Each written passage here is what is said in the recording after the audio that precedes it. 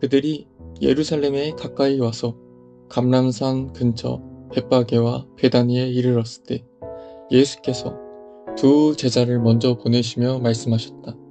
저쪽에 있는 마을로 들어가라. 마을에 들어서면 아직 아무도 타보지 않은 새끼 낙이 한 마리가 매여 있는 것이 눈에 띌 것이다. 그것을 풀어서 이리로 끌고 오라.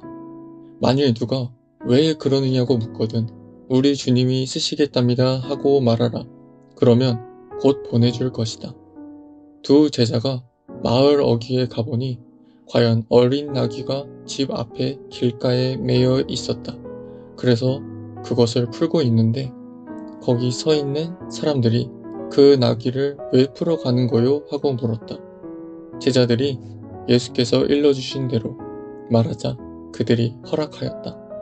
제자들은 새끼 나귀를 끌고 와서 자기들의 겉옷을 나귀 등에 얹어 놓은 다음 예수를 그 위에 올라 앉으시게 하였다. 많은 사람들이 겉옷을 벗어 길 위에 펴놓기도 하고 들에서 나뭇가지를 꺾어다가 길에 깔아놓기도 하였다. 그리고 행진이 시작되었는데 예수께서는 한가운데서 나귀를 타고 가시자 앞뒤로 에워싼 군중이 일제히 환호하며 걸어갔다. 호산나 주님의 이름으로 우리 임금이 오신다. 하나님을 찬양하라. 우리 조상 다윗의 나라가 돌아온다. 하나님을 찬양하라. 한없이 높은 하늘에서도 호산나. 그날 예수께서는 예루살렘에 이르러 성전으로 들어가셨다. 거기서 모든 것을 주의 깊게 둘러보신 후 날이 이미 저물어 12 제자와 같이 베다니로 나가셨다. 이튿날 아침 그들이 베다니를 떠나올 때 예수께서 시장길을 느끼셨다. 그때 잎이 무성한 무화과나무 한 그루가 멀지 않은 곳에 서 있는 것을 보시고 혹시 그 나무에 열매가 있을까 하고 가까이 가보셨다. 그러나 잎사귀뿐이고 열매는 없었다. 아직 무화과철이 아니었기 때문이다. 그래서 예수께서는 그 나무를 향하여 이렇게 저주하셨다. 너는 이제부터 영원히 열매 맺지 못할 것이니 누구도 너에게서 열매를 따먹지 못할 것이다. 제자들도 이 말씀을 듣고 있었다. 일행이 예루살렘에 도착하자 예수께서는 성전 안으로 들어가셔서 거기서 팔고 사는 사람들을 다 쫓아내시고 환전상들의 탁자와 비둘기 장수들의 의자를 둘러부셨다. 또 물건을 가지고 성전뜰을 지나다니는 것도 못하게 하셨다. 예수께서 그들을 가르치며 말씀하셨다. 나는 시온산 위에 있는 나의 성전을 세계 만민이 다 와서 나에게 기도할 수 있는 곳으로 만들겠다고 성경에 기록되어 있지 않느냐. 그런데 너희는 이 성전을 강도의 소굴로 만들어 버렸구나. 예수께서 이렇게 하셨다는 말이 대제사장들과 율법학자들의 귀에 들어가자 그들은 어떻게 하면 아무런 문제 없이 예수를 없애버릴 수 있을까 하고 모의하기 시작하였다. 모든 사람들이 예수의 가르침에 감복하고 있기 때문에 잘못하였다가는 폭동이라도 일어나지 않을까 두려워하고 있었던 것이다. 저녁 때가 되자 예수께서는 제자들과 함께 다시 성 밖으로 나가셨다. 아침이 되어 일행이 그 무화과 나무 곁을 지나다가 보니 나무가 뿌리째 말라 있었다. 베드로는 예수께서 그 전날 무화과 나무를 향하여 하시던 말씀이 생각나서 보십시오 선생님, 선생님께서 저주하신 저 무화과 나무가 말라 버렸습니다 하고 말하였다. 예수께서 대답하셨다. 하나님을 믿어라. 내가 너희에게 진정으로 말한다. 만일 너희가 이 산더러 저 바다로 빠져라고 하더라도 너희 마음에 의심을 품지 않고 그대로 되리라고 믿으면 그대로 이루어질 것이다. 내 말을 잘 들어라. 너희가 기도하고 구하는 것은 이미 받은 줄로 믿어라. 그러면 그대로 이루어질 것이다. 그러나 너희가 기도할 때 어떤 사람과 서로 등진 일이 생각나거든 그를 먼저 용서하라. 그래야만 하늘에 계신 아버지께서도 너희 죄를 용서하여 주실 것이다. 만일 너희가 다른 사람의 잘못을 용서해 주지 않으면 하늘에 계신 너희 아버지께서도 너희 잘못을 용서해 주지 않으실 것이다. 일행은 다시 예루살렘으로 들어갔다. 예수께서 성전뜰을 거닐고 계실 때 대제사장과 율법학자와 장로들이 와서 무슨 권한으로 그런 일을 하였소? 누가 당신에게 장사치들을 쫓아낼 권한을 주었소? 하고 따졌다. 예수께서 대답하셨다. 내가 한 가지 묻겠다. 너희가 내 질문에 대답하면 나도 말해주겠다. 세례 요한을 하나님이 보내셨느냐? 아니면 사람이 보냈느냐? 그들은 자기들끼리 만일 하나님이 그를 보내셨다고 대답하면 그런데 왜 그를 받아들이지 않았느냐고 할 것이고, 또 만일 하나님이 보낸 것이 아니라고 하면 요한을 예언자로 굳게 믿고 있는 사람들이 큰 소동을 일으킬 것이요 하고 서로 의논하다가 우리들은 대답하지 않겠소 하였다. 그러자 예수께서는 그러면 나도 너희 질문에 대답하지 않겠다고 말씀하셨다. 예수께서 또 비유를 들어서 사람들에게 하늘나라에 대해서 가르치셨다. 어떤 사람이 포도원을 만들어 울타리를 둘러치고는 포도즙 틀을 놓을 구덩이를 파고 망대를 세웠다. 그리고 그는 그것을 소작인들에게 세주고 다른 나라로 갔다. 수확철이 되자 그는 포도의 소출에서 얼마를 받아오라고 종 하나를 보냈다. 그런데 소작인들은 그 종을 잡아 때리고 빈손으로 돌려보냈다. 주인이 다시 다른 종을 소작인들에게 보냈더니 그 종도 때리고 머리에 상처를 내어 돌려보냈다. 주인이 또 다른 종을 보냈더니 이번에는 그 종을 죽여버렸다. 그래서 다음에는 많은 종을 한꺼번에 보냈더니 소작인들은 그들을 때리기도 하고 죽이기도 하였다. 주인은 이제 보낼 사람이 사랑하는 자기 아들 하나밖에 남지 않았다. 그래서 그는 마지막으로 그 아들을 보내며 속으로 그들이 내 아들만은 공평하겠지 라고 생각하였다. 그러나 소작인들은 그 아들이 오는 것을 보자 저놈은 자기 아버지가 죽으면 이 포도원의 주인이 될 놈이니 죽여버리자. 그러면 이 포도원은 우리 것이 되겠지? 라고 생각하였다. 결국 그들은 그 아들까지 잡아 죽인 다음 포도원 밖으로 내던졌다. 포도원 주인이 이 말을 들었을 때 어떻게 하였겠느냐. 그는 불이 나게 돌아와서 그 소작인들을 죽여버리고 포도원을 다른 소작인에게 맡길 것이다. 너희는 성경에서 이런 구절을 읽은 것을 기억하지 못하느냐. 집 짓는 이가 쓸모없어 버린 돌이 이제는 어떤 돌보다도 더욱 소중한 돌이 되었다. 여호와께서 이루신 이 일 그저 놀랍게만 하여라. 엄청나기만 하여라. 유대 지도자들은 이 비유에 나오는 악한 소작인들이 바로 자기들을 두고 하신 말씀인 줄을 알자 예수를 잡으려고 하였다. 그러나 군중이 무서워서 예수께 손을 대지 못하고 그냥 가버렸다. 그들은 예수의 말에서 트집을 잡아 올가미를 씌우려고 바리새파 사람들과 헤롯 당원 몇 사람을 예수께 보냈다. 그들이 예수께 말하였다. 선생님, 우리는 선생님이 아무도 두려워하지 않고 진리만을 말씀하시는 분인 줄 알고 있습니다. 그리고 선생님은 사람을 겉모양으로 판단하시지 않기 때문에 하나님의 진리를 참되게 가르치시는 줄 압니다. 이제 우리에게 가르쳐 주십시오. 가이사에게 세금을 바치는 것이 옳습니까? 옳지 않습니까? 예수께서는 그들의 비열한 의중을 이미 아시고 말씀하셨다. 데나리온 하나를 내게 보여라. 그러면 내가 가르쳐 주겠다. 그들이 돈을 가져오자 예수께서 그들에게 물으셨다. 이 돈에 새겨진 초상과 글이 누구의 것이냐? 그들이 대답하였다. 가이사의 것입니다. 그러자 예수께서 말씀하셨다. 그렇다면 가이사의 것은 가이사에게 바쳐라. 그러나 하나님의 것은 하나님께 바쳐야 한다. 그들은 예수의 대답을 듣고 무안하여 그냥 돌아갔다. 그런 다음에 사두개파 사람들이 예수께 몰려왔다. 그들은 부활이 없다고 주장하는 사람들이었다. 그들이 예수께 물었다. 선생님, 모세가 우리에게 준 율법에는 어떤 사람이 자녀 없이 죽으면 그의 동생이 자기 형수와 결혼하여 형의 이름으로 자식을 낳아 죽여야 한다고 쓰여 있습니다.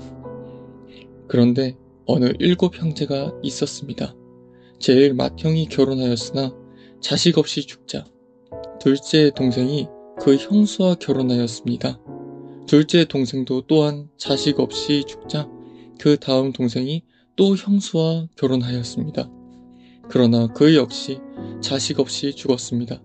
7째까지 다 그렇게 하였으나 모두 자식 없이 죽었습니다. 마침내 그 여자도 죽었습니다.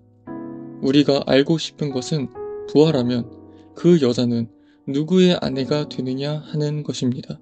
7 형제가 다 그 여자를 아내로 삼았으니 말입니다. 예수께서 대답하셨다. 너희는 성경도 하나님의 능력도 모르기 때문에 잘못된 생각을 하고 있다. 그 7 형제와 여자가 죽었다가 다시 살아날 때는 결혼하지 않는다. 그들은 하늘의 천사처럼 될 것이다. 너희는 출애굽기에 있는 가시덤불 이야기에서 죽은 이들의 부활에 관한 글을 읽어보지 못하였느냐? 하나님께서는 모세에게 말씀하시면서 나는 내 조상의 하나님이니라. 아브라함의 하나님, 이삭의 하나님, 야곱의 하나님이니라 라고 일러주셨다. 이는 하나님께서 이 사람들이 비록 수백 년 전에 죽었지만 아직도 살아있다고 모세에게 말씀하신 것이며 하나님은 죽은 자들의 하나님이 아니라 산 자들의 하나님이다 라는 뜻이다. 그러므로 너희는 크게 잘못 생각하고 있는 것이다. 어느 율법학자가 거기 서서 토론하는 것을 듣고 있다가 예수께서 훌륭하게 대답하시는 것을 보고는 모든 계명 중에 어느 것이 첫째가는 계명입니까? 하고 물었다. 예수께서 대답하셨다. 첫째는 이것이다. 이스라엘아 들으라. 우리 하나님인 주께서는 유일한 분이시다. 내 마음을 다하고 목숨을 다하고 생각을 다하고 힘을 다하여 주님이신 너의 하나님을 사랑하라. 또 둘째는 내 이웃을 내 몸과 같이 사랑하라는 것이다. 이 2 계명보다 더 중요한 계명은 없다. 그러자 그 율법학자가 말하였다. 선생님, 하나님은 한 분뿐이시고 그 밖에 다른 이가 없다고 하신 말씀은 과연 옳은 말씀입니다.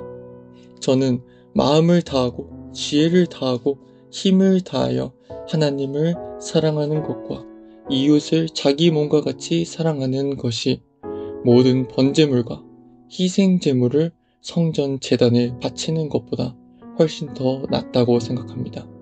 예수께서는 그 사람이 잘 이해하고 있는 것을 보시고 너는 하나님 나라에 가까이 와 있다고 말씀하셨다. 그 후에는 아무도 감히 예수께 질문하는 사람이 없었다. 예수께서 성전에서 가르치실 때 이렇게 말씀하셨다. 왜 율법학자들은 그리스도를 다윗의 자손이라고 주장하는가? 성령의 감화를 받은 다윗은 이렇게 말하였다. 여호와께서 나의 주 임금에게 이르신 말씀이라. 여기 내 오른쪽에 앉아라. 내가 내 원수들을 내 발 아래에 둘 때까지 앉아 있어라. 이렇게 다윗이 그리스도를 주님이라 불렀는데 어떻게 그리스도가 다윗의 자손이 될 수 있겠는가? 많은 사람들이 이 말씀을 흥미진진하게 들었다. 예수께서는 사람들을 가르치시며 이렇게 말씀하셨다. 율법학자들을 조심하라. 그들은 긴 예복을 입고 장터를 돌아다니며 인사받기를 좋아한다. 그들은 회당에서 제일 높은 자리만 찾으며 잔치집에 가서도 윗자리에만 앉으려고 한다. 그리고 과부들의 재산을 염치 없이 삼켜버리면서도 자기들이야말로 친절한 사람인 듯이 꾸미며 대중 앞에서 길게 기도하며 경건한 체한다. 이런 사람들은 더욱 큰 벌을 받을 것이다. 예수께서는 성전에서 헌금궤 맞은편에 앉으셔서 사람들이 거기에 돈 넣는 것을 지켜보고 계셨다. 부자들 여럿이 와서 많은 돈을 넣었다. 그러고 나서 한 가난한 과부가 와서 2렙돈 곧 한 고드란트를 넣었다. 예수께서 제자들을 가까이 불러 말씀하셨다. 저 가난한 과부는 누구보다도 더 많은 돈을 넣었다. 다른 사람들은 넉넉한 가운데서 얼마를 넣었지만 저 과부는 가난한 가운데서도 가진 것 전부를 바친 것이다. 마가복음 13장. 그날 예수께서 성전을 떠나려 하실 때 제자 한 사람이 말하였다. 선생님, 얼마나 훌륭한 건물입니까? 돌을 조각하여 장식해 놓은 이 벽을 보십시오. 예수께서 대답하셨다. 이 큰 건물이 멋있어 보이느냐? 그러나 돌 하나라도 제자리에 그대로 얹혀있지 못하고 다 무너지고 말 것이다. 예수께서 예루살렘 성전 건너편에 있는 감람산 경사진 곳에 앉아 계실 때 베드로와 야고보와 요한과 안드레가 예수께 와서 물었다. 저 예루살렘 성전에 언제 그런 일이 닥치겠습니까? 그런 일이 일어나기 전에는 어떤 징조가 있겠습니까? 예수께서는 좀 더 상세하게 말씀하셨다. 너희는 아무에게도 미혹당하지 말라. 앞으로 많은 사람이 나타나서 자기가 그리스도라고 주장할 것이고 또 많은 사람이 그렇게 믿을 것이다. 또한 여기저기서 난리와 전쟁이 일어날 것이라는 소문을 들을 것이나 두려워하지 말라. 그런 일이 반드시 일어날 것이나 그것이 세상이 끝난다는 징조는 아니다. 민족과 민족, 나라와 나라들이 서로 전쟁을 선포하고 세계의 여러 지역에서 지진이 일어나고 기근이 생길 것이다. 그러나 이런 일들은 아직 시작일 뿐이다. 정신을 차려라. 너희에게 큰 위험이 닥칠 것이다. 너희는 법정에 끌려 나갈 것이고 회당에서 매를 맞으며 나를 따른다는 이유로 통치자와 왕들 앞에 고발당할 것이다. 그러나 그때는 그들에게 복음을 전할 좋은 기회다. 세상이 끝나는 날이 오기 전에 복음이 모든 민족에게 전파되어야 한다. 그러므로 너희가 붙잡혀 가서 어려움을 당하더라도 너희 자신을 변호하기 위해 무슨 말을 할까 염려하지 말라. 하나님께서 너희에게 일러주시는 말만 그대로 하라. 말하는 이는 너희가 아니라 성령이시다. 형제가 형제를 배신하여 죽는 데 내줄 것이고 아비가 자신을 배반할 것이며 자식들이 부모를 배신하여 죽게 할 것이다. 그리고 너희가 내 사람이라는 이유로 모든 사람에게 미움을 받게 될 것이다. 그러나 끝까지 참는 사람은 구원을 얻을 것이다. 멸망케 하는 흉측한 것이 성전에 있는 것을 보거든 읽는 사람은 깨달아라. 그때 유대에 있는 사람은 산으로 도망하라. 너희가 지붕에 있거든 내려가지도 말고 물건을 가지러 집 안으로 들어가지도 말라. 너희가 들에 있거든 돈이나 옷을 가지러 집으로 돌아가지 말라. 이런 때 임신한 여자들과 젖먹이가 딸린 여자들은 불행하다. 그러니 겨울에 이런 일이 일어나지 않도록 기도하라. 그날은 하나님께서 세상을 창조하신 때부터 지금까지 없었고 앞으로도 다시는 없을 환난의 날이 될 것이기 때문이다. 주께서 그 환난의 기간을 줄여주시지 않는다면 살아남을 사람은 하나도 없을 것이다. 그러나 주께서는 자신이 택한 사람들을 위하여 그 기간을 줄여주셨다. 그때 만일 어떤 사람이 이분이 그리스도다 또는 저분이 그리스도다 하더라도 그 말을 믿지 말라. 많은 거짓 그리스도와 거짓 예언자들이 나타나서 그들이 보일 수 있는 모든 이적과 놀라운 일들을 다 써서 하나님의 자녀들을 속일 것이다. 내가 미리 모든 일을 경고하는 것이니 너희는 삼가 조심하라. 그 재난이 다 지나가면 태양은 어두워지고 달은 빛을 잃을 것이며 별들은 하늘에서 떨어지고 모든 천체가 흔들릴 것이다. 그러고 나서 사람들은 인자가 구름을 타고 큰 권능과 영광으로 오는 것을 보게 될 것이다. 그때 인자는 천사들을 보내어 땅끝에서 하늘끝에 이르기까지 택한 사람들을 사방에서 모을 것이다. 무화과 나무에서 교훈을 배우라. 그 가지가 연해지고 잎이 돋으면 너희는 여름이 가까웠다는 것을 알게 된다. 이와 같이 너희도 이런 일들이 일어나는 것을 보거든 인자가 문 앞에 와 있다는 것을 알라. 내가 분명히 말한다. 이 세대가 지나가기 전에 이 모든 일들이 일어날 것이다. 하늘과 땅은 사라질지라도 내 말은 영원히 사라지지 않을 것이다. 그러나 이런 일이 일어날 그날과 그 시간은 아무도 모른다. 하늘에 있는 천사들도 모르고 나도 모른다. 오직 아버지만이 아신다. 너희는 언제 그 일이 일어날지 모르니 항상 조심하고 깨어 있어라. 인자가 오는 것은 어떤 사람이 다른 나라에 여행을 간 것에 비할 수 있다. 그는 종들에게 자기가 여행을 떠난 사이에 각자 해야 할 일을 맡기고 문지기에게는 자기가 돌아올 때까지 깨어 있으라고 명령하고 떠났다. 그러므로 깨어 있어라. 집주인이 돌아올 시간이 저녁일지 한밤중일지 이른 새벽일지 날이 밝아올 때일지 너희가 알지 못하기 때문이다.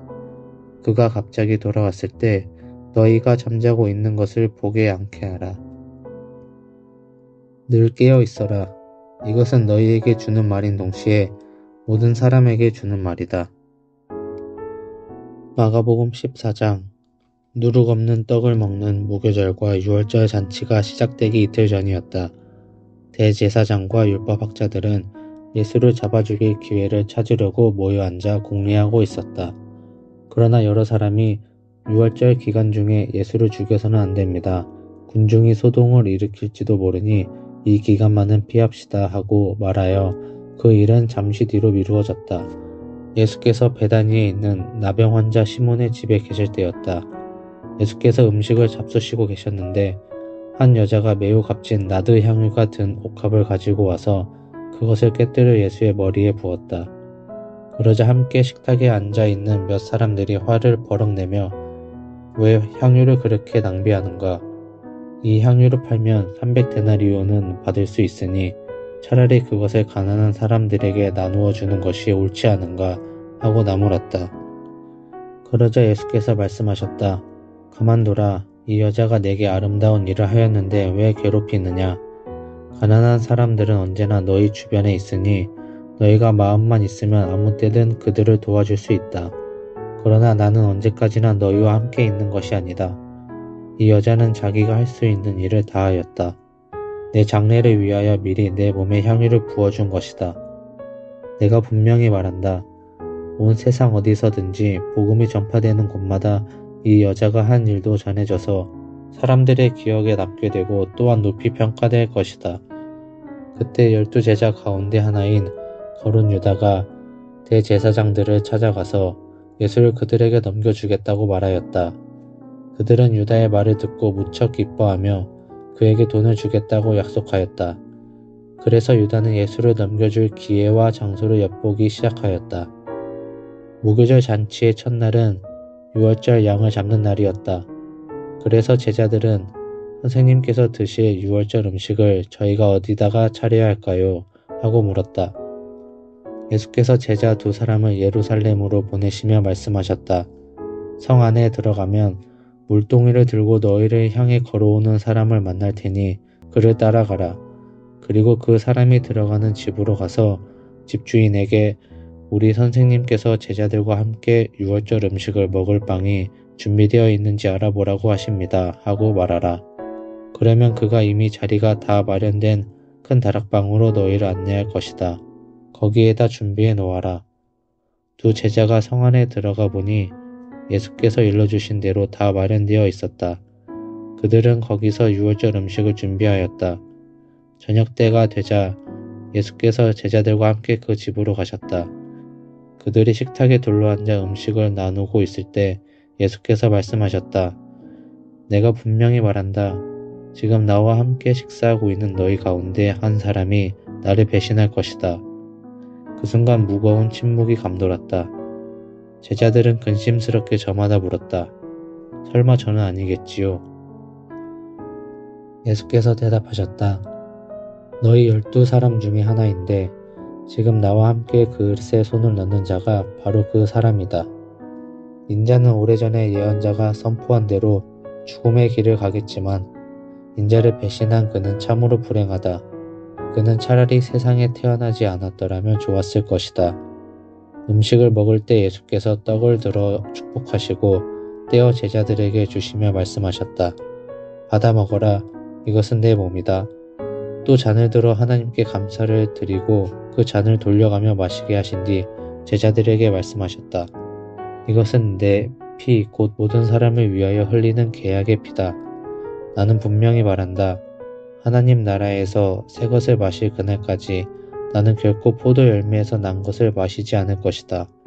그리고 그들은 하나님을 찬송하는 노래를 부르며 감람산으로 올라갔다. 예수께서 제자들에게 말씀하셨다. 너희는 모두 나를 버릴 것이다. 이미 하나님께서 예언자들을 통하여 이렇게 말씀하시지 않았느냐. 가라 일어나 내 목자를 찔러 죽여라. 내 곁에 나와 똑같이 일하는 바로 그 사람을 찔러라. 양떼가 뿔뿔이 흩어지도록 그 목자를 쳐 죽여라. 그러나 나는 다시 살아나 너희보다 먼저 갈릴리로 갈 것이다. 베드로가 예수께 말하였다. 비록 다른 사람들이 다 주님을 버린다 할지라도 저는 절대로 주님을 버리지 않겠습니다. 예수께서 말씀하셨다. 오늘 밤 닭이 2번 울기 전에 너는 3번이나 나를 모른다고 할 것이다. 그러자 베드로는 더욱 힘주어 말하였다. 아닙니다. 주님과 함께 죽는 일이 있더라도 저는 절대로 주님을 모른다고 하지 않을 것입니다. 다른 제자들도 모두 이와 같이 맹세하였다. 겟세마네라고 하는 동산에 오르시자 예수께서는 제자들에게 내가 가서 기도하는 동안 여기 앉아 있어라 하고 말씀하신 뒤 베드로와 야고보와 요한만을 따로 데리고 가셨다. 예수께서는 공포와 기쁜 번민에 쌓여 이렇게 말씀하셨다. 내 마음이 슬픔으로 가득하여 찢어질 것 같구나. 너희는 여기 머물러 깨어 있어라. 하시고는 홀로 일어나 저만큼 걸어가셨다. 거기서 땅에 엎드려 할 수만 있다면 이 고난의 시간이 자신에게서 지나가게 해달라고 기도하셨다. 아버지, 아버지께서 모든 일을 하실 수 있습니다. 이 잔을 내게서 치워주십시오. 그러나 내 뜻대로 마시고 아버지의 뜻대로 하십시오. 그리고 나서 세 제자에게로 돌아와 보시니 그들은 자고 있었다. 예수께서 베드로에게 시몬아 자고 있느냐? 단 한 시간도 나와 함께 깨어 있을 수 없더냐? 너희는 깨어 있어 유혹에 빠지지 않도록 기도하라. 마음은 간절하나 육신이 약하구나 하고 말씀하셨다. 예수께서는 다시 저만큼 걸어가셔서 같은 말씀으로 반복하여 기도하셨다. 그리고 다시 돌아와 보시니 그들은 여전히 자고 있었다. 이는 그들이 매우 피곤하였기 때문이다. 그들은 예수께 무슨 말을 해야 할지 몰랐다. 예수께서 3번째 돌아오셔서 그들에게 이렇게 말씀하셨다. 아직도 자고 있느냐? 그만하면 넉넉하다. 이제 때가 되었다. 보라 인자가 악한 자들의 손에 넘어가게 되었다. 어서 일어나 가자. 나를 넘겨줄 자가 가까이 와 있다. 예수의 말씀이 채 끝나기도 전에 갑자기 12제자 가운데 하나인 유다가 대제사장과 율법학자와 장로들이 보낸 일당과 함께 그곳에 나타났다. 그들은 칼과 몽둥이를 들고 있었다.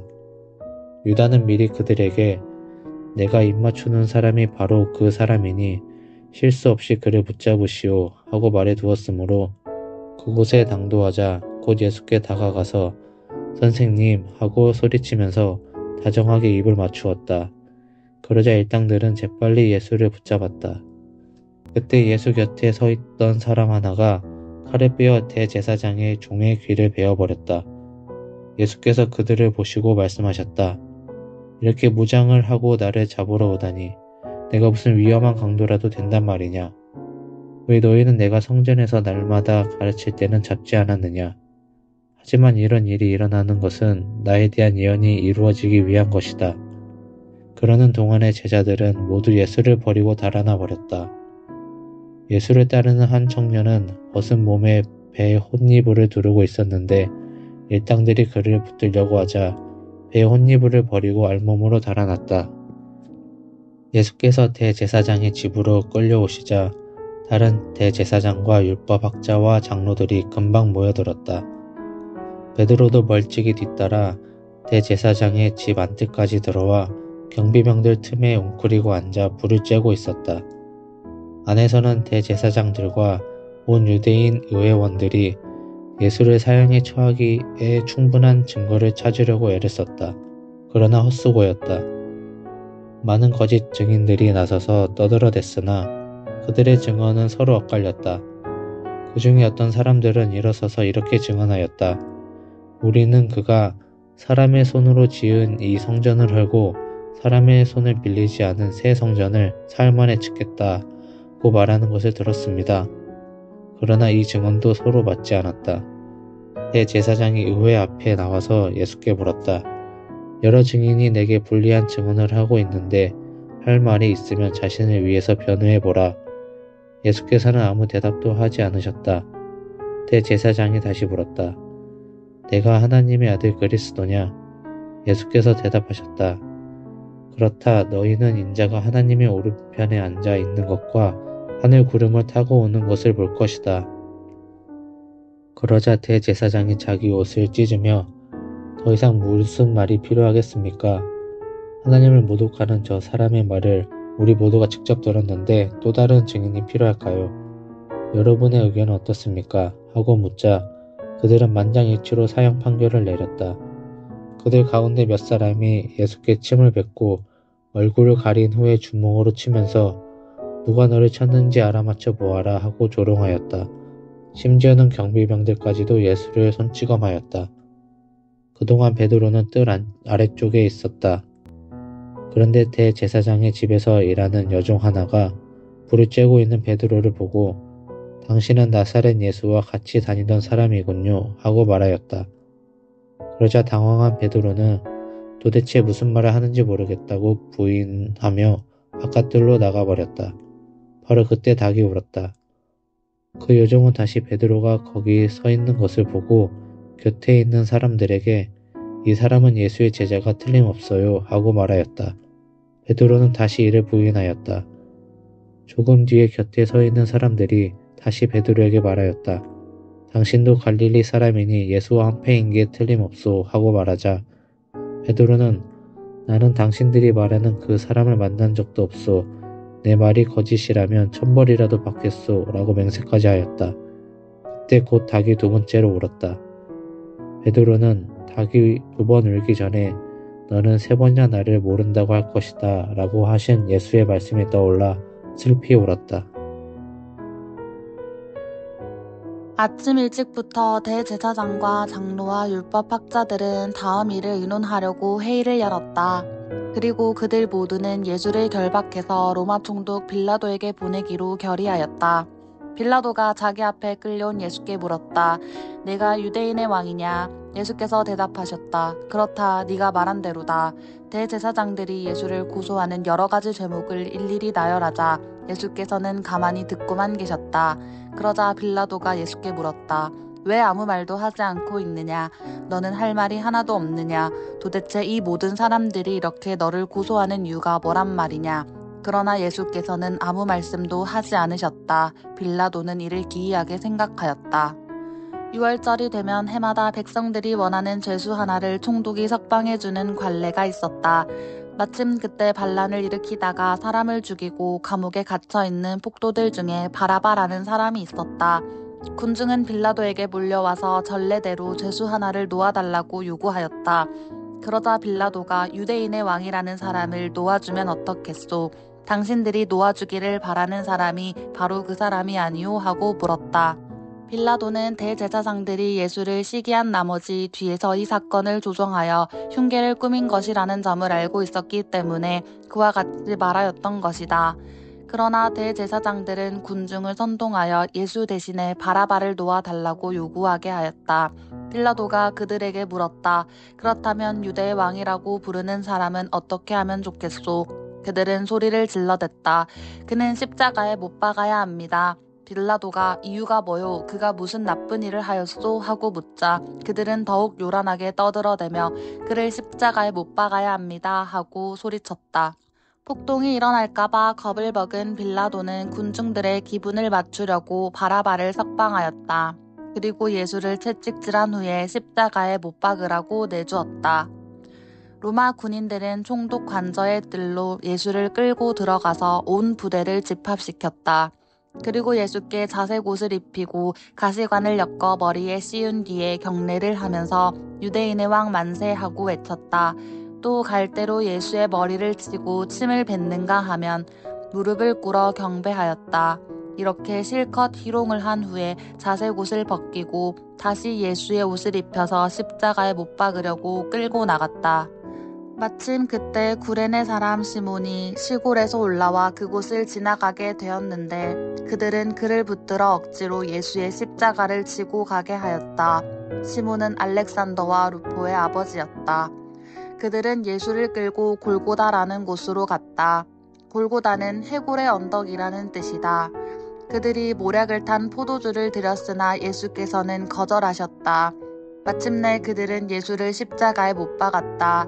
그러고 나서 주사위를 던져 예수의 옷을 나누어 가졌다. 예수를 십자가에 못 박은 때는 아침 9시였다. 예수를 못 박은 십자가 위에는 유대인의 왕이라고 제목을 붙인 패가 달려 있었다. 강도 2명도 그날 아침에 십자가에 달아 예수의 십자가 양쪽에 세웠다. 이렇게 해서 그는 악한 자의 하나로 간주되었다 라고 한 성경이 말씀 그대로 이루어졌다. 지나가는 사람들이 머리를 흔들며 예수를 조롱하였다. 하하 꼴 좋다. 성전을 헐고 사흘 만에 다시 지을 수 있다고 큰소리치더니 그런 이적을 보일 수 있거든 십자가에서 내려와 네 목숨이나 구해보시지. 대제사장과 율법학자들도 둘러서서 예수를 조롱하며 남은 구원하면서도 자기 자신은 구원하지 못하는군. 이봐 이스라엘의 왕 그리스도여 십자가에서 내려와 보시지. 그러면 우리가 믿어드리지 하고 빈정거렸다. 심지어 양쪽 십자가에 달린 2 강도까지도 예수께 욕을 퍼부었다. 낮 12시쯤 어둠이 온 땅을 덮기 시작하더니 오후 3시까지 계속되었다. 그런데 3시쯤 되었을 때였다. 예수께서 큰 소리로 엘리 엘리 라마 사박다니 하고 부르짖으셨다. 이것은 하나님 나의 하나님 왜 나를 버리셨나이까 라는 뜻이다. 거기 섰던 사람들은 이 말씀을 듣고 예언자 엘리야를 부르는 것으로 생각하였다. 그래서 한 사람이 달려가 해면에 다신 포도주를 적셔 가지고 갈대 끝에 꽂아 올려주고는 엘리야가 와서 그를 내려주나 보자 하고 말하였다. 그러나 예수께서는 곧 큰 소리를 지르시고 숨을 거두셨다. 그때 성전 휘장이 위에서 아래까지 2 폭으로 찢어졌다. 십자가 곁에 서서 예수께서 숨을 거두시는 것을 지켜보고 있던 백부장은 이분은 참으로 하나님의 아들이었다라고 말하였다. 여자들도 멀리서 지켜보고 있었는데 그 중에는 막달라 마리아, 젊은 야고보와 요새의 어머니 마리아, 그리고 살로메가 있었다. 이들은 예수께서 갈릴리에 계실 때 따르며 시중 들던 여자들이었다. 그곳에는 이들 외에도 예수를 따라 예루살렘에 올라온 많은 여자들이 있었다. 이 일은 모두 안식일 전날에 이루어졌다. 그날 오후 늦게 아리마대 출신의 의회원으로 존경받고 있는 요셉이 용기를 내어 빌라도에게 가서 예수의 시신을 내달라고 청하였다. 그는 하나님의 나라가 이루어지기를 열심히 기다리는 사람이었다. 빌라도는 벌써 예수가 죽었다는데 놀라 백부장을 불러 그가 죽은 지 오래되었는가를 묻고 자세한 것을 알아본 뒤에 요셉에게 예수의 시체를 가져가도 좋다고 허락하였다. 요셉은 예수의 시체를 십자가에서 내린 다음 가지고 간 고운 배로 시신을 쌌다. 그리고 바위를 깎아 만든 무덤 안에 모셔다 놓고 돌을 굴려 무덤 문을 막았다. 막달라 마리아와 요새의 어머니 마리아는 예수를 어디에 모셔두었는지를 지켜보고 있었다. 마가복음 16장. 다음 날 저녁 안식일이 지나자 막달라 마리아와 살로메와 야고보의 어머니 마리아는 나가서 시체에 바르는 향료를 샀다. 그리고 안식일 다음 날 동틀 무렵에 향료를 가지고 무덤으로 갔다. 그들은 걸어가면서 무덤 입구를 막은 큰 돌을 어떻게 굴려낼 수 있을까 걱정하였다. 그런데 그들이 무덤에 가보니 무덤을 막고 있던 큰 돌은 이미 옮겨져 무덤 입구가 열려 있었다. 무덤 안으로 들어간 여자들은 깜짝 놀랐다. 흰 옷을 입은 한 청년이 오른편에 앉아 있었기 때문이다. 그 청년이 말하였다. 놀라지 말아라. 너희는 십자가에 못 박히신 나사렛 예수를 찾고 있느냐? 그분은 여기 계시지 않는다. 그분은 다시 살아나셨다. 보라, 여기가 그분의 시체를 모셨던 곳이다. 이제 베드로와 제자들에게 가서 예수께서는 전에 말씀하신 대로 너희들보다 먼저 갈릴리로 가셔서 거기서 너희들을 만날 것이다 라고 전하라. 여자들은 겁에 질려 무덤에서 정신없이 도망쳐 나왔으나 너무나 놀라서 아무에게도 말을 하지 못하였다. 다시 살아나신 예수께서는 그날 이른 아침에 제일 먼저 막달라 마리아에게 나타나셨다. 일찍이 예수께서는 이 여자에게 7 귀신을 쫓아내 주신 일이 있었다. 마리아는 슬픔에 잠겨 눈물을 흘리고 있는 제자들을 찾아가 자기가 예수를 배웠다는 것과 예수께서 살아계시다는 것을 알렸다. 그러나 그들은 마리아가 전한 말을 믿지 않았다. 그 후 제자 2사람이 예루살렘을 떠나 시골로 내려가고 있을 때 예수께서는 그들에게도 나타나셨다. 그러나 예수께서 다른 모습으로 나타나셨기 때문에 처음에는 예수를 알아보지 못하였다. 마침내 그들이 예수를 알아보고 급히 예루살렘으로 되돌아가서 다른 제자들에게 알렸으나 아무도 그들의 말을 믿지 않았다. 그 후 11 제자가 함께 식사를 하고 있을 때 예수께서 그들 앞에 또 나타나셔서 그들의 믿음이 없는 것과 마음이 완악한 것을 꾸짖으셨다. 그들이 예수께서 죽은 자 가운데서 살아나신 것을 본 사람들의 말을 믿으려 하지 않았기 때문이다. 예수께서 그들에게 말씀하셨다. 너희는 온 세상을 두루 다니며 모든 사람에게 복음을 전파하라. 믿고 세례받는 사람은 구원을 얻을 것이나 믿지 않고 거부하는 사람은 죄인으로 선고받을 것이다. 믿는 사람에게는 표적이 따를 것인데 내 이름으로 귀신을 쫓아내고 새 방언을 말하며 뱀을 만지거나 독을 마시더라도 해를 입지 않을 것이며 병자에게 손을 얹으면 그 병이 나을 것이다. 주 예수께서는 제자들에게 말씀을 다 마치시고 하늘로 들려 올라가셔서 하나님의 오른편에 앉으셨다. 그리고 제자들은 온 세상을 두루 다니며 복음을 전하는데 주께서 늘 그들과 함께 하셔서 그들이 말씀을 전할 때마다 표적이 따르게 하셨다. 예수께서는 이렇게 하심으로써 제자들이 전하는 복음을 확실하게 증거해 주셨다.